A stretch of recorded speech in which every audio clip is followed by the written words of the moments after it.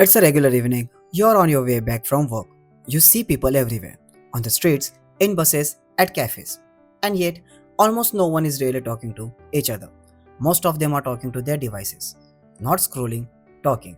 Sharing thoughts, explaining feelings, asking for reassurance. At first, it feels strange. And then you realize it already feels familiar.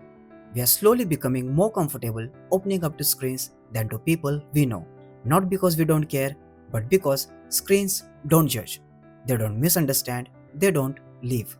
And that's where her quietly becomes relevant. Not because it showed a man falling in love with an AI, but because it understood something deeper about us, our loneliness, our hesitation, and our fear of being emotionally seen, long before we had words for it.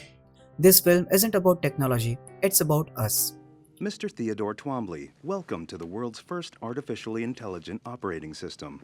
Loneliness today doesn't look the way it used to. It isn't always dramatic or visible.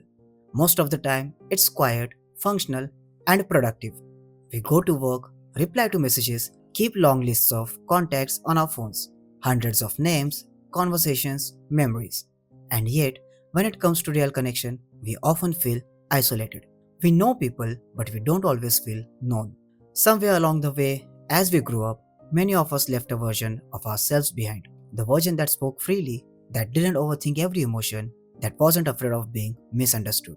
Her understands that loss without ever naming it. We now live in a deeply virtual world, not just in how we communicate, but in how we feel. Virtual spaces allows us to curate ourselves, to edit emotions, to open up without the fear of being judged, downgraded, or even seen differently.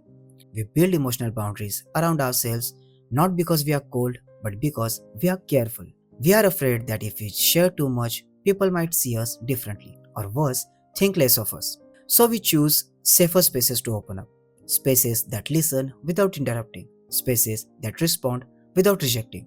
And that by itself isn't wrong. It only becomes dangerous when comfort replaces connection, when ease replaces effort, when we stop practicing emotional risk altogether. Theodore begins the film deeply alone. He is sensitive, withdrawn, and still carrying the weight of a past relationship he hasn't fully let go of. He feels deeply, but he doesn't know how to move forward. And then Samantha enters his life. What do I call you? Do you have a name? Yes, Samantha. And something changes. He becomes more open, more optimistic, more alive. He allows himself to feel joy again, curiosity again, even hope again. He confronts things that once terrified him, like signing the divorce papers, like accepting emotional loss. In many ways, Samantha helps Theodore grow, but something subtle is happening underneath.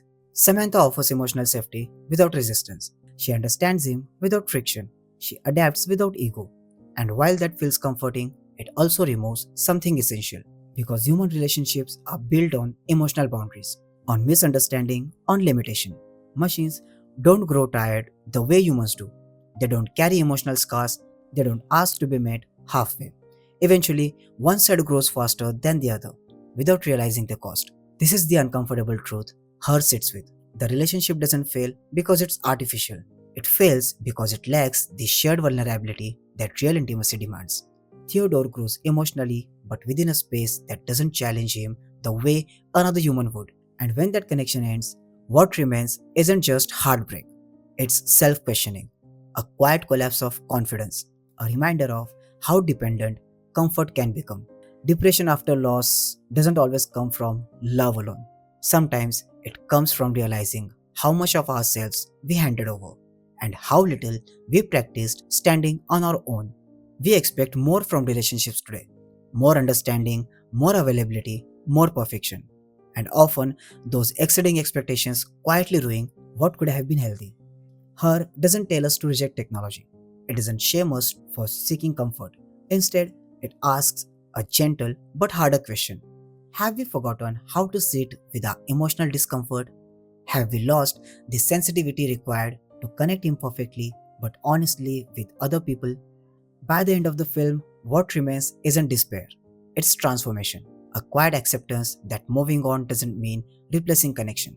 It means relearning how to be present with ourselves and with others. Her didn't predict the future, it understood us. before we were ready to understand ourselves. And remember, it's not about loneliness, it's about how we deal with it. If you enjoy honest, thoughtful conversations about films and TV shows, the kind that stays with you long after credits roll, you might want to consider subscribing. That's all this channel really tries to do.